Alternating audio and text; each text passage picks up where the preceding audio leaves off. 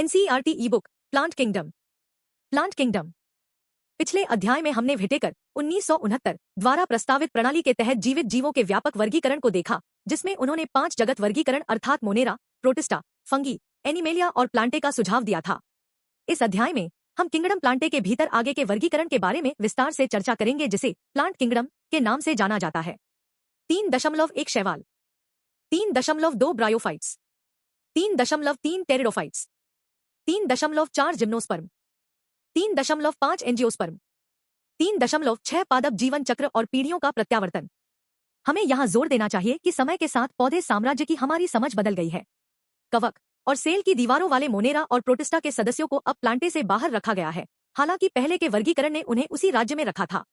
तो साइनोबैक्टीरिया, जिन्हें नीले हरे शैवाल के रूप में भी जाना जाता है, अब शैवाल नहीं है।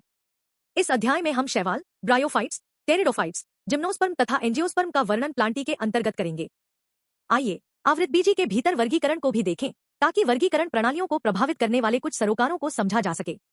वर्गीकरण की प्रारंभिक प्रणालियों में केवल सकल सतही रूपात्मक लक्षणों जैसे कि आदत, रंग, पत्तियों की संख्या और आकार आदि का उपयोग किया जाता था। वे मुख्य रूप से वनस्पति पात्रों या एंड्रोइकियम संरचना लिनियस द्वारा दी गई प्रणाली पर आधारित थे। ऐसी प्रणालियां कृत्रिम थी। उन्होंने निकट से संबंधित प्रजातियों को अलग कर दिया क्योंकि वे कुछ विशेषताओं पर आधारित थे। इसके अलावा कृत्रिम प्रणालियों ने वनस्पति और यौन विशेषताओं को समान महत्व दिया। यह स्वीकार्य नहीं है क्योंकि हम जानते हैं कि अक्सर वनस्पति वर्ण पर्यावरण से अधिक आसानी से प्रभावित होते हैं। इसके विपरीत प्राकृतिक वर्गीकरण प्रणाली विकसित हुई, जो जीवों के बीच प्राकृतिक समानता पर आधारित थी और न केवल बाहरी विशेषताओं पर विचार करती थी, बल्कि आंतरिक विशेषताओं पर भी विचार करती थी, जैसे कि अतिसंरचना, शरीर रचना विज्ञान, भ्रूण विज्ञान और फाइटोकेमिस्ट्री। फूलों के पौधों के लिए ऐसा वर्गीकरण जॉर्ज बेंथम और जोसेफ डाल्टन हुकर द्वारा दिया गया था। वर्तमान में विभिन्न जीवों के बीच विकासवादी संबंधों के आधार पर फाइटोजेनेटिक वर्गीकरण प्रणाली स्वीकार्य है। यह मानता है कि एक ही कर से संबंधित जीवों का एक सामान्य पूर्वज होता है। अब हम वर्गीकरण की कठिनाइयों को हल करने में सहायता के लिए कई अन्य स्रोतों से प्राप्त सूचनाओं का भी उपयोग करते हैं। ये तब और अधिक महत्वपूर्ण हो जाते हैं जब कोई सहायक जीवाश्म साक्ष्य नहीं होता है। संख्यात्मक वर्गीकरण, जो अब कंप्यूटर का उपयोग करके आसानी से किया जाता है, सभी अवलोकन योग्य विशेषताओं पर आधारित है। संख्या और कोड सभी वर्णों को सौंपे जाते हैं और फिर डेटा संसाधित किया जाता है। इस तरह प्रत्येक चरित्र को समान महत्व दिया जाता है और एक ही समय में सैकड़ों पात्रों पर विचार किया जा सकता है। साइटोटैक्सोनॉमी, जो गुणसूत्र संख्या, संरचना, व्यवहार और केमोटैक्सोनॉमी जैसी साइटोलॉजिकल जानकारी पर आधारित है, जो भ्रम को हल करने के लिए पौधे के रासायनिक घटकों का उपयोग करता है, इन दिनों टैक्सोनोमिस्ट द्वारा भी उपयोग किया जाता है। 3.1 शैवाल। शैवाल क्लोरोफिलसर, सरल, हैलोइड, ऑटोट्रॉफिक और बड़े पैमाने पर जलीय, ताजे पानी और समुद्री दोनों जीव हैं। वे कई अन्य आवासों में होते हैं, नम पत्थर, मिट्टी और लकड़ी। उनमें से कुछ कवक, लाइकेन और जानवरों जैसे सुस्त भालू पर के साथ भी होते हैं। शैवाल का रूप एवं आकार अत्यधिक परिवर्तनशील होता है, जिसमें वोल्वॉक्स जैसे औपनिवेशिक रूप तथा उलोथ्रिक्स एवं स्पाइरोगाइरा जैसे तंतुओं के रूप शामिल होते हैं। चित्र 3 से 1। कुछ समुद्री रूप जैसे कि केल्प बड़े पैमाने पर पौधों के शरीर बनाते हैं। शैवाल वनस्पति, अलैंगिक और यौन तरीकों से प्रजनन करते हैं। वानस्पतिक प्रजनन विखंडन द्वारा होता है। प्रत्येक टुकड़ा एक थैलस में विकसित होता है। अलैंगिक प्रजनन विभिन्न प्रकार के बीजाणुओं के उत्पादन से होता है। सबसे आम ज़ोस्पोर्स हैं। वे ध्वजांकित, मोटाइल होते हैं और अंकुरण पर नए पौधों को जन्म देते हैं। यौन प्रजनन 2 युग्मकों के संलयन के माध्यम से होता है। इन युग्मकों को ध्वजांकित किया जा सकता है और आकार में समान, जैसा कि उलोथ्रिक्स में, या गैर ध्वजांकित, गैर मोटाइल लेकिन आकार में समान, स्पाइरोगाइरा के रूप में। इस तरह के प्रजनन को आइसोगेमस कहा जाता है। यूडोरिना की प्रजातियों की तरह आकार में भिन्न 2 युग्मकों के संलयन को विषम युग्मक कहा जाता है। एक बड़े, गैर प्रेरक, स्थिर, मादा युग्मक और एक छोटे, गतिशील नर युग्मक के बीच संलयन को ओगैमस कहा जाता है, जैसे वोलवॉक्स, फ्यूकस। चित्र 3 से 1 शैवाल का, हरा शैवाल प, वोलवॉक्स पप, उलोथ्रिक्स ई, भूरा शैवाल प, लैमिनेरिया पप, फुकस पप, डिक्ट्योटा ग, लाल शैवाल प, पोरफाइरा पप, पॉलिसिफोनिया। शैवाल विभिन्न तरीकों से मनुष्य के लिए उपयोगी है। पृथ्वी पर कुल कार्बन डाइऑक्साइड निर्धारण का कम से कम आधा प्रकाश संश्लेषण के माध्यम से शैवाल द्वारा किया जाता है। प्रकाश संश्लेषक होने के कारण वे अपने तत्काल वातावरण में घुलित ऑक्सीजन के स्तर को बढ़ाते हैं। वे ऊर्जा युक्त यौगिकों के प्राथमिक उत्पादकों के रूप में सर्वोपरि महत्व के हैं, जो सभी जलीय जानवरों के खाद्य चक्रों का आधार बनते हैं। पोरफाइरा, लामिनारिया और सरगासम की कई प्रजातियां भोजन के रूप में उपयोग की जाने वाली समुद्री शैवाल की 70 प्रजातियों में से हैं। कुछ समुद्री भूरे और लाल शैवाल बड़ी मात्रा में हाइड्रोकार्बन, जल धारण करने वाले पदार्थ का उत्पादन करते हैं, जैसे एल्गिन, भूरा शैवाल और कैरेजिन, लाल शैवाल, जो व्यावसायिक रूप से उपयोग किए जाते हैं। अगर जेलिडियम और ग्रासिलेरिया से प्राप्त वाणिज्यिक उत्पादों में से एक रोगाणुओं को विकसित करने के लिए और आइसक्रीम और जेली की तैयारी में उपयोग किया जाता है। क्लोरेला प्रोटीन से भरपूर एककोशिकीय शैवाल अंतरिक्ष यात्रियों द्वारा भी भोजन के पूरक के रूप में उपयोग किया जाता है। शैवाल को 3 मुख्य वर्गों में विभाजित किया गया है: क्लोरोफाइसी, फियोफाइसी और रोडोफाइसी। 3 जनवरी 2001 क्लोरोफाइसी के सदस्यों को आमतौर पर हरा शैवाल कहा जाता है। पौधे का शरीर एककोशिकीय, औपनिवेशिक या फिलामेंटस हो सकता है। वे आमतौर पर पिगमेंट क्लोरोफिल ए और बी के प्रभुत्व के कारण घास हरे होते हैं। वर्णक निश्चित क्लोरोप्लास्ट में स्थानीयकृत होते हैं। क्लोरोप्लास्ट विभिन्न प्रजातियों में डिस्कॉइड, प्लेट जैसा, रेटिकुलेट, कप के आकार का, सर्पिल या रिबन के आकार का हो सकता है। अधिकांश सदस्यों में क्लोरोप्लास्ट में स्थित पायरेनॉइड नामक एक या अधिक भंडारण निकाय होते हैं। पायरेनॉइड्स में स्टार्च के अलावा प्रोटीन होता है। कुछ शैवाल तेल की बूंदों के रूप में भोजन को संग्रहित कर सकते हैं। हरे शैवाल में आमतौर पर एक कठोर कोशिका भित्ति होती है जो सेल्यूलोज की एक आंतरिक परत और पेक्टोज की बाहरी परत से बनी होती है। वानस्पतिक प्रजनन आमतौर पर विखंडन या विभिन्न प्रकार के बीजाणुओं के गठन से होता है। अलैंगिक प्रजनन ज़ोस्पोरेंगिया में उत्पादित ध्वजांकित ज़ोस्पोर्स द्वारा होता है। लैंगिक प्रजनन सेक्स कोशिकाओं के प्रकार और गठन में काफी भिन्नता दिखाता है और यह आइसोगेमस, विषमयुग्मक या विषमयुग्मक हो सकता है। कुछ सामान्यतः पाए जाने वाले हरे शैवाल हैं क्लैमाइडोमोनास, वोलवॉक्स, उलोथ्रिक्स, स्पाइरोगायरा एवं चारा। चित्र 3 से 1 3 जनवरी 2002 फियोफाइसी। फियोफाइसी या भूरे शैवाल के सदस्य मुख्य रूप से समुद्री आवासों में पाए जाते हैं। वे आकार और रूप में बहुत भिन्नता दिखाते हैं। वे सरल शाखित, फिलामेंटस रूपों, एक्टोकार्पस से लेकर केल्प्स द्वारा दर्शाए गए शाखाओं वाले रूपों तक होते हैं जो 100 मीटर की ऊंचाई तक पहुंच सकते हैं। उनके पास क्लोरोफिल ए, सी, कैरोटिनॉइड और ज़ैंथोफिल है। वे जैतून के हरे रंग से भूरे रंग के विभिन्न रंगों में भिन्न होते हैं जो उनमें मौजूद ज़ैंथोफिल वर्णक फ्यूकोक्सैंथिन की मात्रा पर निर्भर करता है। भोजन को जटिल कार्बोहाइड्रेट के रूप में संग्रहित किया जाता है जो लैमिनारिन या मैनिटोल के रूप में हो सकता है। वनस्पति कोशिकाओं में एक सेल्यूलोसिक दीवार होती है जो आमतौर पर एल्गिन के जिलेटिनस कोटिंग द्वारा बाहर की तरफ ढकी होती है। प्रोटोप्लास्ट में प्लास्टिड के अलावा एक केंद्रीय रूप से स्थित रिक्तिका और नाभिक होता है। पौधे का शरीर आमतौर पर एक होल्डफास्ट द्वारा सबस्ट्रेटम से जुड़ा होता है और इसमें एक डंठल, स्टाइप और पत्ती जैसे प्रकाश संश्लेषक अंग होते हैं। मोर्चा वानस्पतिक प्रजनन विखंडन द्वारा होता है। अधिकांश भूरे शैवाल में अलैंगिक प्रजनन बिफ्लैगलेट ज़ोस्पोर्स द्वारा होता है जो नाशपाती के आकार के होते हैं और 2 असमान पार्श्व रूप से जुड़े फ्लैगेला होते हैं। लैंगिक प्रजनन समयुग्मक, विषमयुग्मक या विषमयुग्मक हो सकता है। युग्मकों का संघ पानी में या अंडाणु के भीतर हो सकता है। युग्मक पाइरिफॉर्म, नाशपाती के आकार के होते हैं और 2 पार्श्व रूप से जुड़े फ्लैगेला को सहन करते हैं। इनके सामान्य रूप एक्टोकार्पस, डिक्टियोटा, लैमिनेरिया, सरगैसम तथा फुकस हैं। चित्र 3 से 1 3 जनवरी 2003 रोडोफाइसी के सदस्यों को आमतौर पर लाल शैवाल कहा जाता है क्योंकि उनके शरीर में लाल वर्णक आर्फाइकोएरिथ्रिन की प्रबलता होती है। अधिकांश लाल शैवाल गर्म क्षेत्रों में पाए जाने वाले अधिक सांद्रता वाले समुद्री होते हैं। वे पानी की सतह के करीब अच्छी तरह से रोशनी वाले क्षेत्रों में और महासागरों में बड़ी गहराई पर भी होते हैं जहां अपेक्षाकृत कम प्रकाश प्रवेश करता है। अधिकांश लाल शैवाल की लाल थैली बहुकोशिकीय होती है। उनमें से कुछ में जटिल शरीर संगठन है। भोजन को फ्लोराइडियन स्टार्च के रूप में संग्रहित किया जाता है जो संरचना में एमाइलोपेक्टिन और ग्लाइकोजन के समान होता है। तालिका 3.1 शैवाल के विभाजन और उनकी मुख्य विशेषताएं। लाल शैवाल आमतौर पर विखंडन द्वारा वानस्पतिक रूप से प्रजनन करते हैं। वे गैर प्रेरक बीजाणुओं द्वारा अलैंगिक रूप से और गैर प्रेरक युग्मकों द्वारा यौन रूप से प्रजनन करते हैं। लैंगिक प्रजनन विषम होता है और निषेचन के बाद के जटिल विकास के साथ होता है। इनके सामान्य सदस्य हैं पॉलीसिफोनिया, पोरफाइरा, चित्र 3 से 1 ग्रेसिलेरिया तथा जेलिडियम। 3.2 ब्रायोफाइट्स। ब्रायोफाइट्स में विभिन्न काई एवं लिवरवॉर्ट्स शामिल हैं जो सामान्यतः पहाड़ियों में नम छायांकित क्षेत्रों में उगते हैं। चित्र 3 से 2 ब्रायोफाइट्स को प्लांट किंगडम का उभयचर भी कहा जाता है क्योंकि ये पौधे मिट्टी में रह सकते हैं लेकिन यौन प्रजनन के लिए पानी पर निर्भर हैं। वे आमतौर पर नम, आर्द्र और छायांकित इलाकों में होते हैं। वे नंगे चट्टानों मिट्टी पर पौधों के उत्तराधिकार में महत्वपूर्ण भूमिका निभाते हैं। चित्र 3 से 2 ब्रायोफाइट्स। 1 लिवरवॉर्ट, मार्चेंटिया का, मादा थैलस, ख, नर थैलस मॉसिस, ग, फुनारिया, गैमेटोफाइट और स्पोरोफाइट, घ, स्फाग्नम गैमेटोफाइट। ब्रायोफाइट्स का पादप शरीर शैवाल की तुलना में अधिक विभेदित होता है। यह थैलस जैसा और साष्टांग प्रणाम या सीधा होता है और एककोशिकीय या बहुकोशिकीय प्रकंदों द्वारा सबस्ट्रेटम से जुड़ा होता है। उनके पास असली जड़ों, तने या पत्तियों की कमी होती है। उनके पास जड़ जैसी, पत्ती जैसी या तने जैसी संरचनाएं हो सकती हैं। ब्रायोफाइट का मुख्य पादप शरीर अगुणित है। यह युग्मक पैदा करता है, इसलिए इसे गैमेटोफाइट कहा जाता है।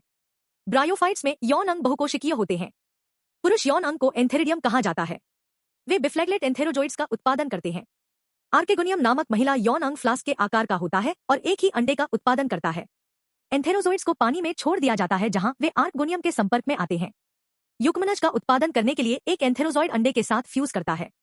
युग्मनज तुरंत कमी विभाजन से नहीं गुजरते हैं। वे एक बहुकोशिकीय शरीर का उत्पादन करते हैं जिसे स्पोरोफाइट कहा जाता है। स्पोरोफाइट मुक्तजीवित नहीं है, लेकिन प्रकाश संश्लेषक गैमेटोफाइट से जुड़ा हुआ है और इससे पोषण प्राप्त करता है। स्पोरोफाइट की कुछ कोशिकाएं अगुणित बीजाणुओं का उत्पादन करने के लिए कमी विभाजन, अर्धसूत्री विभाजन से गुजरती हैं। ये बीजाणु गैमेटोफाइट का उत्पादन करने के लिए अंकुरित होते हैं। सामान्य रूप से ब्रायोफाइट्स का आर्थिक महत्व बहुत कम होता है, लेकिन कुछ काई शाकाहारी स्तनधारियों, पक्षियों और अन्य जानवरों के लिए भोजन प्रदान करती हैं। स्फाग्नम की प्रजातियां एक काई पीट प्रदान करती हैं, जो लंबे समय से ईंधन के रूप में उपयोग की जाती है और पानी रखने की उनकी क्षमता के कारण जीवित सामग्री के ट्रांसशिपमेंट के लिए पैकिंग सामग्री के रूप में। लाइकेन के साथ काई चट्टानों का उपनिवेश करने वाले पहले जीव हैं और इसलिए महान पारिस्थितिक महत्व के हैं। वे चट्टानों को विघटित करते हैं, जिससे सबस्ट्रेट उच्च पौधों के विकास के लिए उपयुक्त हो जाता है। चूंकि काई मिट्टी पर घने मैट बनाती है, इसलिए वे गिरने वाली बारिश के प्रभाव को कम करते हैं और मिट्टी के कटाव को रोकते हैं। ब्रायोफाइट्स को लिवरवॉर्ट्स और मॉस में विभाजित किया गया है। 3 फरवरी 2001 लिवरवॉर्ट्स। लिवरवॉर्ट्स आमतौर पर नम, छायादार आवासों में उगते हैं, जैसे कि धाराओं के किनारे, दलदली जमीन, नम मिट्टी, पेड़ों की छाल और जंगल में गहरी। लिवरवॉर्ट का पादप शरीर थैलॉइड होता है। उदा थैलस पृष्ठीय है और सबसट्रेट से निकटता से जुड़ा हुआ है। पत्तेदार सदस्यों में तने जैसी संरचनाओं पर 2 पंक्तियों में छोटे पत्ती जैसे उपांग होते हैं। लिवरवॉर्ट्स में अलैंगिक प्रजनन थैली के विखंडन द्वारा होता है या जेमी सिंग। जेमी हरे बहुकोशिकीय अलैंगिक कलिकाएं हैं जो थल्ली पर स्थित जेमा कप नामक छोटे रिसेप्टिकल्स में विकसित होती हैं। जेमा मूल शरीर से अलग हो जाते हैं और नए व्यक्तियों को बनाने के लिए अंकुरित होते हैं। यौन प्रजनन के दौरान पुरुष और महिला यौन अंग या तो एक ही या अलग अलग थैली पर उत्पन्न होते हैं। स्पोरोफाइट को एक पैर, सेटा और कैप्सूल में विभेदित किया जाता है। अर्धसूत्री विभाजन के बाद कैप्सूल के भीतर बीजाणु उत्पन्न होते हैं। ये बीजाणु मुक्तजीवित गैमेटोफाइट्स बनाने के लिए अंकुरित होते हैं। 3 फरवरी 2002 काई। मॉस के जीवन चक्र का प्रमुख चरण गैमेटोफाइट है, जिसमें 2 चरण होते हैं। पहला चरण प्रोटोनिमा चरण है, जो सीधे एक बीजाणु से विकसित होता है। यह एक रेंगने वाला, हरा, शाखित और अक्सर फिलामेंटस चरण है। दूसरा चरण पत्तेदार चरण है, जो द्वितीयक प्रोटोनिमा से पार्श्वकली के रूप में विकसित होता है। इनमें सीधी, पतली कुल्हाड़ियां होती हैं, जिनमें सर्पिल रूप से व्यवस्थित पत्तियां होती हैं। वे बहुकोशिकीय और शाखित प्रकंदों के माध्यम से मिट्टी से जुड़े होते हैं। इस चरण में यौन अंग होते हैं। काई में वानस्पतिक प्रजनन द्वितीयक प्रोटोनिमा में विखंडन और नवोदित द्वारा होता है। यौन प्रजनन में यौन अंग एथेरिडिया और आर्कगोनिया पत्तेदार शूटिंग के शीर्ष पर उत्पन्न होते हैं। निषेचन के बाद युग्मनज एक स्पोरोफाइट में विकसित होता है, जिसमें एक पैर, सेटा और कैप्सूल होता है। काई में स्पोरोफाइट लिवरवॉर्ट्स की तुलना में अधिक विस्तृत है। कैप्सूल में बीजाणु होते हैं। अर्धसूत्री विभाजन के बाद बीजाणु बनते हैं। काई में बीजाणु फैलाव का एक विस्तृत तंत्र है। काई के सामान्य उदाहरण फ्यूनेरिया, पॉलिट्रिकम और स्फाग्नम है। चित्र 3 से 2। 3.3 टेरिडोफाइट्स। टेरिडोफाइट्स में हॉर्सटेल और फ्रिना शामिल हैं। टेरिडोफाइट्स का उपयोग औषधीय प्रयोजनों के लिए और मिट्टी बाइंडरों के रूप में किया जाता है। वे अक्सर सजावटी के रूप में भी उगाए जाते हैं। विकासवादी रूप से वे सम्मानी ऊतकों, जाइलम और फ्लोएम के अधिकारी होने वाले पहले स्थलीय पौधे हैं। आप अध्याय 6 में इन ऊतकों के बारे में अधिक अध्ययन करेंगे। टेरिडोफाइट्स ठंडी, नम, छायादार जगहों पर पाए जाते हैं, हालांकि कुछ रेतीली मिट्टी की स्थिति में अच्छी तरह से पनप सकते हैं। आपको याद होगा कि ब्रायोफाइट्स में जीवन चक्र में प्रमुख चरण गैमेटोफाइटिक पादप शरीर है। तथापि टेरिडोफाइट्स में पादप का मुख्य शरीर स्पोरोफाइट होता है, जिसे वास्तविक जड़, तने तथा पत्तियों में विभेदित किया जाता है। चित्र 3 से 3। इन अंगों में अच्छी तरह से विभेदित संवहनी ऊतक होते हैं। टेरिडोफाइटा में पत्तियां सेलाजिनेला की तरह छोटी, माइक्रोफिल या फन की तरह बड़ी, मैक्रोफिल होती हैं। स्पोरोफाइट्स में स्पोरेंगिया होता है, जो पत्ती जैसे उपांगों द्वारा उपसर्जित होते हैं, जिन्हें स्पोरोफिल कहा जाता है। कुछ मामलों में स्पोरोफिल अलग अलग कॉम्पैक्ट संरचनाएं बना सकते हैं, जिन्हें स्ट्रोबिली या शंकु, सेलेजिनेला, इक्विसेटम कहा जाता है। स्पोरेंगिया बीजाणु मातृ कोशिकाओं में अर्धसूत्री विभाजन द्वारा बीजाणुओं का उत्पादन करता है। बीजाणु अगोचर, छोटे लेकिन बहुकोशिकीय, मुक्तजीवित, ज्यादातर प्रकाश संश्लेषक थैलोइड गैमेटोफाइट्स को जन्म देने के लिए अंकुरित होते हैं, जिन्हें प्रोथेलस कहा जाता है। घ चित्र 3.3 टेरिडोफाइट्स का सेलाजिनेला, ब इक्विसेटम, स फन, घ साल्विनिया। इन गैमेटोफाइट्स को बढ़ने के लिए शांत, नम, छायादार स्थानों की आवश्यकता होती है। इस विशिष्ट प्रतिबंधित आवश्यकता और निषेचन के लिए पानी की आवश्यकता के कारण जीवित टेरिडोफाइट्स का प्रसार सीमित है और संकीर्ण भौगोलिक क्षेत्रों तक ही सीमित है। गैमेटोफाइट्स नर और मादा यौन अंगों को क्रमशः एथिरिडिया और आर्कगोनिया कहते हैं। एंथेरोजोइड्स के हस्तांतरण के लिए पानी की आवश्यकता होती है। एथिरिडिया से आर्कगोनियम के मुंह तक जारी नर युग्मक। आर्कगोनियम में मौजूद अंडे के साथ नर युग्मक के संलयन के परिणामस्वरूप युग्मनज का निर्माण होता है।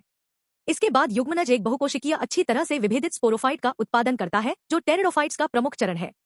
अधिकांश टेरिडोफाइट्स में सभी बीजाणु समान प्रकार के होते हैं। ऐसे पौधों को होमोस्पोरस कहा जाता है। सेलाजिनेला और साल्विनिया जैसे जेनेरा जो दो प्रकार के बीजाणुओं, मैक्रो बड़े और सूक्ष्म छोटे बीजाणुओं का उत्पादन करते हैं, उन्हें विषम बीजाणु के रूप में जाना जाता है। मेगास्पोर्स और माइक्रोस्पोर्स अंकुरित होते हैं और क्रमशः महिला और पुरुष गैमेटोफाइट्स को जन्म देते हैं। इन पौधों में मादा गैमेटोफाइट्स को मूल स्पोरोफाइट्स पर चर अवधि के लिए बनाए रखा जाता है। युवा भ्रूण में युग्मनज का विकास मादा गैमेटोफाइट्स के भीतर होता है। यह घटना बीज की आदत का अग्रदूत है, जिसे विकास में एक महत्वपूर्ण कदम माना जाता है। टेरिडोफाइट्स को आगे 4 वर्गों में वर्गीकृत किया गया है: Psilopsida, Psilotum, Lycopsida, Selaginella, Lycopodium, Sphenopsida, Equisetum और Pteropsida, Dryopteris, Pteris, Adiantum. 3.4 gymnosperm. Gymnosperm, gymno, नग्न, शुक्राणु, बीज ऐसे पौधे हैं जिनमें बीजांड किसी अंडाशय भित्ति से घिरे नहीं होते हैं और निषेचन से पहले और बाद में दोनों जगह उजागर रहते हैं। निषेचन के बाद विकसित होने वाले बीज ढके नहीं होते हैं, अर्थात नग्न होते हैं। जिम्नोस्पर्मों में मध्यम आकार के वृक्ष अथवा ऊंचे वृक्ष एवं झाड़ियां सम्मिलित हैं। चित्र 3 से 4। जिम्नोस्पर्मों में से एक विशाल रेडवुड ट्री सिकोया सबसे ऊंची पेड़ प्रजातियों में से एक है। जड़ें आम तौर पर नल की जड़ें होती हैं। कुछ जेनेरा की जड़ों में माइकोराइजा पीनस के रूप में कवक संघ होता है, जबकि कुछ अन्य साइकस में कोर्लोइड जड़ों नामक छोटी विशेष जड़ें N2 फिक्सिंग साइनोबैक्टीरिया से जुड़ी होती हैं। तने अशाखित साइकस या शाखित पिनस सेड्रस होते हैं। पत्तियां सरल या मिश्रित हो सकती हैं। साइकस में पिन्नेट पत्तियां कुछ वर्षों तक बनी रहती हैं। जिम्नोस्पर्म में पत्तियां तापमान, आर्द्रता और हवा के चरम सीमाओं का सामना करने के लिए अच्छी तरह से अनुकूलित होती हैं। कोनिफर में सुई जैसी पत्तियां सतह क्षेत्र को कम करती हैं। उनकी मोटी छल्ली और धंसा हुआ रंध्र भी पानी की कमी को कम करने में मदद करता है। क ख ग। चित्र 3.4 जिम्नोस्पर्म ए साइकस, बी पाइनस, सी जिनकगो। जिम्नोस्पर्म विषम बीजाणु हैं। वे अगुणित माइक्रोस्पोर और मेगास्पोर का उत्पादन करते हैं। स्पोरेंगिया के भीतर 2 प्रकार के बीजाणु उत्पन्न होते हैं, जो स्पोरोफिल पर पैदा होते हैं, जो एक अक्ष के साथ सर्पिल रूप से व्यवस्थित होते हैं ताकि ढीले या कॉम्पैक्ट स्ट्रोबिली या शंकु बन सकें। माइक्रोस्पोरोफिल और माइक्रोस्पोरेंगिया वाले स्ट्रोबिली को माइक्रोस्पोरेंगिएट या पुरुष स्ट्रोबिली कहा जाता है। माइक्रोस्पोर्स एक पुरुष गैमेटोफाइटिक पीढ़ी में विकसित होते हैं, जो अत्यधिक कम हो जाते हैं और केवल सीमित संख्या में कोशिकाओं तक ही सीमित होते हैं। इस कम गैमेटोफाइट को पराग अनाज कहा जाता है। पराग कणों का विकास माइक्रोस्पोरेंगिया के भीतर होता है। बीजांड या मेगास्पोरेंगिया के साथ मेगास्पोरोफिल वाले शंकु को मैक्रोस्पोरेंगिएट या मादा स्ट्रोबिली कहा जाता है। नर या मादा शंकु या स्ट्रोबिली एक ही पेड़ पीनस पर पैदा हो सकते हैं। हालांकि साइकस में नर शंकु और मेगास्पोरोफिल विभिन्न पेड़ों पर पैदा होते हैं। मेगास्पोर मदर सेल को न्यूसेलस की कोशिकाओं में से एक से अलग किया जाता है। न्यूसेलस लिफाफे द्वारा संरक्षित होता है और समग्र संरचना को बीजांड कहा जाता है। बीजांड मेगास्पोरोफिल पर पैदा होते हैं, जिन्हें मादा शंकु बनाने के लिए क्लस्टर किया जा सकता है। मेगास्पोर मदर सेल 4 मेगास्पोर बनाने के लिए अर्धसूत्री रूप से विभाजित होता है। मेगास्पोरेंगियम के भीतर संलग्न मेगास्पोर्स में से एक बहुकोशिकीय महिला गैमेटोफाइट में विकसित होता है, जो 2 या 2 से अधिक आर्कगोनिया या महिला यौन अंगों को सहन करता है। बहुकोशिकीय महिला गैमेटोफाइट को मेगास्पोरेंगियम के भीतर भी बरकरार रखा जाता है। ब्रायोफाइट्स और टेरिडोफाइट्स के विपरीत जिम्नोस्पर्म में नर और मादा गैमेटोफाइट्स का एक स्वतंत्र मुक्तजीवित अस्तित्व नहीं होता है। वे स्पोरोफाइट्स पर बनाए गए स्पोरेंगिया के भीतर रहते हैं। पराग कण माइक्रोस्पोरेंगियम से निकलता है। ये वायुधाराएं वायुराशियों में ले जाए जाते हैं तथा मेगास्पोरोफिल पर उत्पन्न बीजांड के छिद्र के संपर्क में आते हैं। नर युग्मकों को ले जाने वाली पराग नलिका बीजांड में आर्कगोनिया की ओर बढ़ती है और आर्कगोनिया के मुंह के पास अपनी सामग्री का निर्वहन करती है। निषेचन के बाद युग्मनज एक भ्रूण में विकसित होता है और बीजांड बीज में विकसित होता है। इन बीजों को ढका नहीं जाता है। 3.5 एंजियोस्पर्म। जिम्नोस्पर्मों के विपरीत जहां बीजांड नग्न होते हैं, एंजियोस्पर्म या पुष्पी पादपों में परागकणों एवं बीजांडों का विकास विशेष संरचनाओं में होता है, जिन्हें पुष्प कहते हैं। एंजियोस्पर्म में बीज फलों में संलग्न होते हैं। एंजियोस्पर्म पौधों का एक असाधारण बड़ा समूह है जो आवासों की विस्तृत श्रृंखला में होता है। वे आकार में सबसे छोटे वोल्फिया से लेकर नीलगिरी के ऊंचे पेड़ों 100 मीटर से अधिक तक होते हैं। वे हमें भोजन, चारा, ईंधन, दवाएं और कई अन्य व्यावसायिक रूप से महत्वपूर्ण उत्पाद प्रदान करते हैं। इन्हें 2 वर्गों में विभाजित किया गया है, द्विबीजपत्री एवं एकबीजपत्री। चित्र 3 से 5। द्विबीजपत्री की विशेषता 2 बीजपत्र, पत्तियों में जालीदार शिराएं और चतुष्पाद या पंचक फूल होते हैं, अर्थात प्रत्येक पुष्प भंवर में 4 या 5 सदस्य होते हैं। दूसरी ओर मोनोकोटाइलडोन की विशेषता एकल बीज, पत्तियों में समानांतर शिरा और त्रिमक फूलों की विशेषता होती है, जिनमें प्रत्येक पुष्प भंवर में 3 सदस्य होते हैं। एक फूल में पुरुष यौन अंग पुंकेसर है। प्रत्येक पुंकेसर में एक पतला तंतु होता है जिसकी नोक पर एक परागकोश होता है। परागकोश के भीतर पराग मातृ कोशिका अर्धसूत्री विभाजन द्वारा विभाजित होकर सूक्ष्म बीजाणुओं का उत्पादन करती है, जो पराग कणों में परिपक्व होती है। एक फूल में मादा सेक संग स्त्री केसर है। स्त्री केसर के आधार पर एक सूजन अंडाशय होता है, एक लंबी पतली शैली और कलंक। अंडाशय के अंदर बीजांड मौजूद होते हैं। आमतौर पर प्रत्येक बीजांड में एक मेगास्पोर मदर सेल होता है, जो 4 अगुणित मेगास्पोर बनाने के लिए अर्धसूत्री विभाजन से गुजरता है। उनमें से 3 पतित हो जाते हैं और एक भ्रूण थैली बनाने के लिए विभाजित होता है। प्रत्येक भ्रूण थैली में 3 कोशिका वाले अंडे का उपकरण होता है, एक अंडा कोशिका और 2 तालमेल, 3 एंटीपोडल कोशिकाएं और 2 ध्रुवीय नाभिक। ख चित्र 3 5 एंजियोस्पर्म, द्विबीजपत्री, एक बीजपत्री। ध्रुवीय नाभिक अंततः एक द्विगुणित माध्यमिक नाभिक का उत्पादन करने के लिए फ्यूज हो जाते हैं। परागकोश से बिखराव के बाद परागकणों को पवन अथवा अन्य विभिन्न एजेंसियों द्वारा स्त्री केसर के वर्तिकाग्र तक ले जाया जाता है। इसे परागण कहते हैं। परागकण वर्तिकाग्र पर अंकुरित होते हैं और परिणामस्वरूप पराग नलिकाएं वर्तिकाग्र और शैली के ऊतकों के माध्यम से बढ़ती हैं और बीजांड तक पहुंचती हैं। पराग नलिकाएं भ्रूण थैली में प्रवेश करती हैं, जहां 2 नर युग्मक डिस्चार्ज होते हैं। नर युग्मकों में से एक युग्मनज बनाने के लिए अंडे की कोशिका सिंगैमी के साथ फ्यूज हो जाता है। अन्य नर युग्मक द्विगुणित द्वितीयक नाभिक के साथ मिलकर त्रिगुणित प्राथमिक एंडोस्पर्म नाभिक पेन का उत्पादन करते हैं। 2 संलयन अर्थात सिंगामी और ट्रिपल फ्यूजन की घटना के कारण इस घटना को डबल निषेचन कहा जाता है, जो एंजियोस्पर्म के लिए अद्वितीय घटना है। युग्मनज एक भ्रूण, 1 या 2 बीजपत्र के साथ में विकसित होता है और पेन एंडोस्पर्म में विकसित होता है, जो विकासशील भ्रूण को पोषण प्रदान करता है। निषेचन के बाद तालमेल और एंटीपोडल पतित हो जाते हैं। इन घटनाओं के दौरान बीजांड बीज में विकसित होते हैं और अंडाशय फल में विकसित होते हैं। एंजियोस्पर्म का जीवन चक्र चित्र 3 से 6 में दर्शाया गया है। चित्र 3.6 एंजियोस्पर्म का जीवन चक्र। 3.6 पादप जीवन चक्र और पीढ़ियों का प्रत्यावर्तन। पौधों में अगुणित और द्विगुणित दोनों कोशिकाएं माइटोसिस द्वारा विभाजित हो सकती हैं। यह क्षमता विभिन्न पौधों के निकायों के गठन की ओर ले जाती है, अगुणित और द्विगुणित। अगुणित पौधे का शरीर माइटोसिस द्वारा युग्मक पैदा करता है। यह पौधे का शरीर एक गैमेटोफाइट का प्रतिनिधित्व करता है। निषेचन के बाद युग्मनज भी माइटोसिस द्वारा विभाजित होकर द्विगुणित स्पोरोफाइटिक पादप शरीर का निर्माण करता है। इस पौधे के शरीर द्वारा अर्धसूत्री विभाजन द्वारा अगुणित बीजाणुओं का निर्माण किया जाता है। ये बदले में माइटोसिस द्वारा विभाजित होकर एक बार फिर से एक अगुणित पौधे का शरीर बनाते हैं। इस प्रकार किसी भी यौन प्रजनन पौधे के जीवन चक्र के दौरान युग्मक उत्पादक अगुणित गैमेटोफाइट और बीजाणु उत्पादक द्विगुणित स्पोरोफाइट के बीच पीढ़ियों का एक विकल्प होता है। हालांकि विभिन्न पौधों के समूह, साथ ही साथ उनका प्रतिनिधित्व करने वाले व्यक्ति निम्नलिखित पैटर्न में भिन्न होते हैं। चित्र 3.7 जीवन चक्र पैटर्न। ए हैप्लॉन्टिक, बी द्विगुणित, सी हाप्लोडिप्लॉन्टिक। एक स्पोरोफाइटिक पीढ़ी को केवल एक कोशिका युग्मनज द्वारा दर्शाया जाता है। कोई मुक्तजीवित स्पोरोफाइट्स नहीं है। युग्मनज में अर्धसूत्री विभाजन के परिणामस्वरूप अगुणित बीजाणुओं का निर्माण होता है। अगुणित बीजाणु माइटोटिक रूप से विभाजित होते हैं और गैमेटोफाइट बनाते हैं। ऐसे पौधों में प्रमुख प्रकाश संश्लेषक चरण मुक्तजीवित गैमेटोफाइट है। इस तरह के जीवन चक्र को अगुणित कहा जाता है। वोलवॉक्स, स्पाइरोगाइरा जैसे अनेक शैवाल तथा क्लैमाइडोमोनास की कुछ प्रजातियां इस पैटर्न को निरूपित करती हैं। चित्र 3 से 7। दूसरे चरण पर वह प्रकार है जिसमें द्विगुणित स्पोरोफाइट पौधे का प्रमुख प्रकाश संश्लेषक स्वतंत्र चरण है। गैमेटोफाइटिक चरण को एकल से कुछ कोशिका वाले अगुणित गैमेटोफाइट द्वारा दर्शाया जाता है। इस तरह के जीवन चक्र को द्विध्रुवीय कहा जाता है। एक शैवाल फुकस एसपी इस पैटर्न का प्रतिनिधित्व करता है। चित्र 3.7b। इसके अलावा सभी बीज वाले पौधे यानी जिम्नोस्पर्म और एंजियोस्पर्म कुछ बदलावों के साथ इस पैटर्न का पालन करते हैं, जिसमें गैमेटोफाइटिक चरण बहुकोशिका के लिए कुछ है। 3 ब्रायोफाइट्स और टेरिडोफाइट्स दिलचस्प रूप से एक मध्यवर्ती स्थिति हाप्लोडिप्लोन्टिक प्रदर्शित करते हैं। दोनों चरण बहुकोशिकीय हैं, हालांकि वे अपने प्रमुख चरणों में भिन्न होते हैं। एक प्रमुख स्वतंत्र प्रकाश संश्लेषक थैलोइड या सीधा चरण एक अगुणित गैमेटोफाइट द्वारा दर्शाया जाता है और यह अल्पकालिक मल्टीसेल्युलर स्पोरोफाइट के साथ वैकल्पिक होता है, जो पूरी तरह या आंशिक रूप से अपने लंगर और पोषण के लिए गैमेटोफाइट पर निर्भर करता है। सभी ब्रायोफाइट्स इस पैटर्न का प्रतिनिधित्व करते हैं। द्विगुणित स्पोरोफाइट को एक प्रमुख स्वतंत्र प्रकाश संश्लेषक सम्मानी पौधे के शरीर द्वारा दर्शाया जाता है। यह बहुकोशिकीय सैप्रोफाइटिक ऑटोट्रॉफिक स्वतंत्र लेकिन अल्पकालिक अगुणित गैमेटोफाइट के साथ वैकल्पिक है। इस तरह के पैटर्न को हाप्लोडिप्लॉन्टिक जीवन चक्र के रूप में जाना जाता है। सभी टेरिडोफाइट्स इस पैटर्न को प्रदर्शित करते हैं। चित्र 3 से 7b। दिलचस्प बात यह है कि जबकि अधिकांश अलगल जेनेरा अगुणित होते हैं, उनमें से कुछ जैसे एक्टोकार्पस, पॉलीसिफोनिया केल्प्स हाप्लोडिप्लॉन्टिक होते हैं। फुकस एक शैवाल द्विगुणित है। सारांश।